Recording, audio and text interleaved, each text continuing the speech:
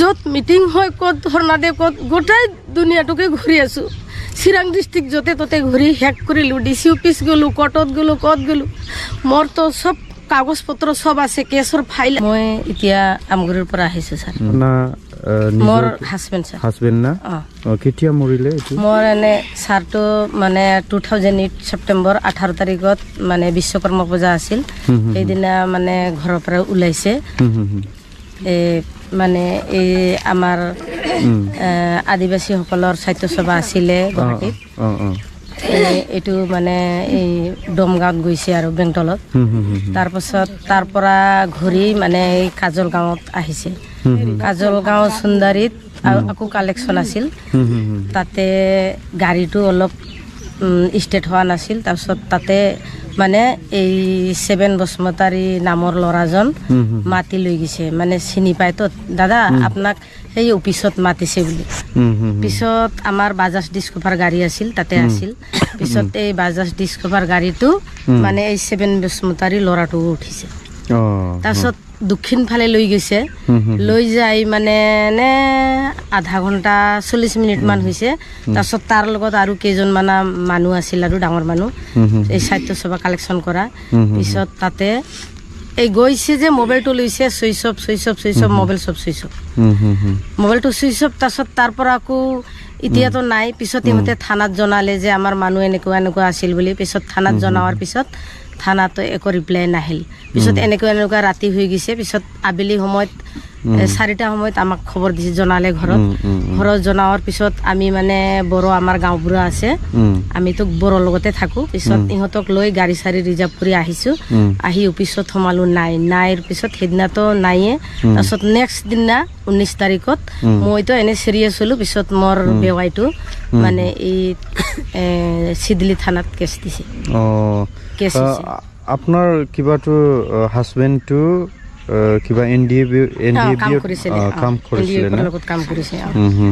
এতিয়া ভেৰিফিকেশ্যন হৈছে না হোৱা নাই ছাৰ লিষ্টটোতো আমাৰ মানে থানাত আহিছিলে কিন্তু একো আমি এতিয়ালৈকে পোৱা নাই মোৰ ল'ৰা এজন আছে আৰু ছোৱালী 2জন আছে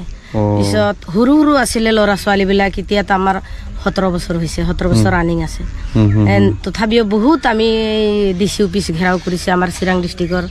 কাজল গাঁৱত নাই একো পোৱা নাই আৰু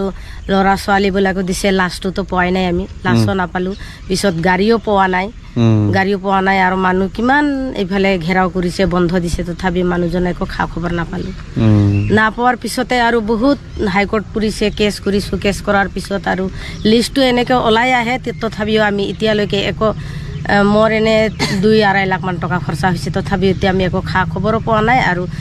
মোৰ হাজবেণ্ডৰ একো টকা পইচাও নাই ল'ৰা ছোৱালীকো পঢ়াব নোৱাৰিলোঁ মেট্ৰিকলৈকে পঢ়াইছোঁ মেট্ৰিক ফেইল হৈ ল'ৰা এতিয়া বেংগালুৰুত থাকে আৰু সৰু ল'ৰা ছোৱালী 2টা ঘৰত আছে আৰু এনেকুৱা আমাৰতো আৰু চাকৰি বাকৰি একো নাই পাছত মাটি অলপ আছে বহুত কষ্ট পাইছোঁ টকা পইচা যদি পালোঁ কিবা এটা সুবিধা দিম বুলি কৈছে মিটিং কৰাতে ডিচি অফিচতো কৈছে কিবা সা সুবিধা দিম বুলি একো সা সুবিধা এতিয়ালৈকে একো পোৱা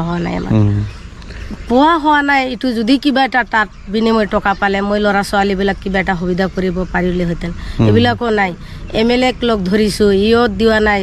এইফালে EMক লগ ধৰিছোঁ একো ক'ব নোৱাৰে তেতিয়া এতিয়ালৈকে যদি এনেকৈ থাকে কেনেকৈ থাকে আমিতো কিবা এটা পাবই লাগে মানে মোৰ হাজবেণ্ডো গৈছে যেতিয়া তাৰ আণ্ডাৰত আমি চলি আছিল কিবাতো এটা আমি পাবই লাগে আৰু ময়ো কৈ আছোঁ আমাৰ অসমৰ মুখ্যমন্ত্ৰী ছাৰে যাতে আমাক কিবা এটা ভাবি মোৰ দুখীয়া পৰিয়ালৰ কাৰণে যদি এটা সা সুবিধা দিয়ে তেনেহ'লে আমি অলপ সুখী হ'লোঁ হয় আৰু মোৰো ঘৰ চলোৱা মানুহ নাই মই নিজে ঘৰ চলাওঁ না অৰুণোদয় পায় না কিবা পায় চৰকাৰ ফালৰ পৰা আমি একো নাপাওঁ একোৱে নাপাওঁ ল'ৰা ছোৱালীকো পঢ়াব পৰা নাই আমাৰ বহুত বিপদ এইটো কাম কৰাৰ সময়ত কিমান যে ল'ৰা ছোৱালীবিলাকক কষ্ট কৰি ডাঙৰ দীঘল কৰিলোঁ তেওঁ মানুহ কাম কৰিছে কিন্তু কাম কৰাৰ কোনো উন্নতি নাপালোঁ উন্নতি নাপোৱাৰ কাৰণে আজি য'ত মিটিং হয় ক'ত ধৰ্ণা দিয়ে ক'ত গোটেই দুনিয়াটোকে ঘূৰি আছোঁ চিৰাং ডিষ্ট্ৰিক্ট য'তে ত'তে ঘূৰি শেষ কৰিলোঁ ডিচি অফিচ গ'লোঁ কোৰ্টত গ'লোঁ ক'ত গ'লোঁ মোৰতো চব কাগজ পত্ৰ সব আছে কেছৰ ফাইল আছে সব এইবিলাক গোটেই আছে তথাপিওতো মন্ত্ৰী ছাৰে চাব লাগিছিল যে এইবাৰো আহিছে থানাতো অলৰেডি আমাৰ আমগুৰি থানাত লিষ্ট আহিছে কিন্তু সেই লিষ্টৰ পৰাও আমি একো সা সুবিধা নাপালোঁ মোৰ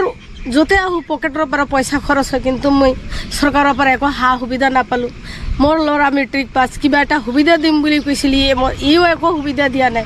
মই আজিলৈকে একো সুবিধা নোপোৱাৰ কাৰণে মনতো বহুত দুখ। ল'ৰা ছোৱালীবিলাক, ছোৱালী এতিয়া বিয়া দিব লগা সময় হৈছে। মোৰ ইমান কষ্টৰ কাৰণে আমি সিফালে সিফালে যাওঁ। আজি মই মোৰ হাতত টকা নাথাকিলে মই ধাৰ কৰি হ'লেও মই ইয়াত আহিব লগা হৈছে। কেতিয়াবা এনেকুৱা হয়, মোৰ কিমান কষ্ট কৰিম। চৰকাৰে চাব লাগে, চৰকাৰে যদি নাচায় আমাক কাই চাব?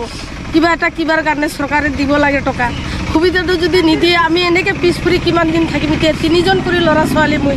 কষ্ট কৰি ডাঙৰ দীঘল কৰি পঢ়াইছোঁ, কি কৰিছোঁ, এইবিলাক চব চাব লাগে। মন্ত্ৰী ছাৰে যদি আমাক চাই অলপ কিবা এটা সহায় কৰে, সা সুবিধা দিয়ে, তেনেহ'লে যিমান আমাৰ কষ্টৰ কিমান সুবিধা পোৱা, নিজৰ লাইফ টাইমৰ কাৰণে হাজবেণ্ডটো ঢুকাই গ'ল, গাড়ীও গ'ল, মানুহো গ'ল, আৰু এই লগতে ইয়াৰ ডকুমেণ্টছ যিমান আছিল চব গিছে। ঋণ ধাৰ কিমান আছে এইবিলাক হৈ থকা বহুত কষ্টৰে পাৰ কৰি আছোঁ। তথাপিও মানে ছাৰ একো নাচালে, আৰু লি চলালেও মানে টকা পইচা নাপাৱাৰ কাৰণে আজি য'তে মিটিং হয়, ক'ত এইবিলাক গৈ থাকিলেও আমাৰ কোনো উন্নতি এতিয়ালৈকে হোৱা নাই। ছাৰ কিবা যদি মন্ত্ৰী ছাৰে কিবা সা সুবিধা দিয়ে তেনেহ'লে অলপ ঘৰৰ কাৰণে কিবা এটা সুবিধা কৰিম বুলি মনত আশা আছে। মানুহজনকতো জিন্দগীটো আৰু নাপাওঁ, কিন্তু সুবিধা যদি এটা কিবা পাওঁ, তথাপিও ল'ৰা ছোৱালীক লৈ এটা কাম কৰি খাব পাৰিম বুলি মোৰ বহুত আশা থাকিল। ল'ৰা ছোৱালীবিলাক আছে, কি কৰি খাম কি কৰি নাখাম, এনেকুৱা একো কাম কাজ নাই হাতত, এনেকুৱা চলি থাকে। ফেৰিঙাৰ ওচৰত গৈছে নেকি? ফেৰিঙাৰ ওচৰততো এনে ৰাইজৰ লগত আলোচনা কৰা হৈছে। ছাৰ কইলা মহিলাত আহিছিল তেতিয়া, গোবিন্দ ছাৰ, ফেৰিঙা ছাৰ আলোচনা কৰিছোঁ, লিষ্টটো লৈ যায়। ঘৰত আহি লিষ্টটো আপচুৰ পৰাও লিষ্ট লৈছে, আৰু ইফালে চেণ্ট্ৰেল গভৰ্ণমেণ্টৰ পৰা লিষ্ট লৈছে। যেনেকৈ লিষ্ট লৈছে লিষ্টবিলাক ওলাই আহিল, আপচুৰ পিছতো লিষ্ট ওলাই আহিছে। মোক মাতিছিলে লিষ্টটো ওলাইছে বুলি। তাৰপিছত অলৰেডি ওপৰত গৈছে, ওপৰৰ পৰা আৰু থানাতো আহিছে।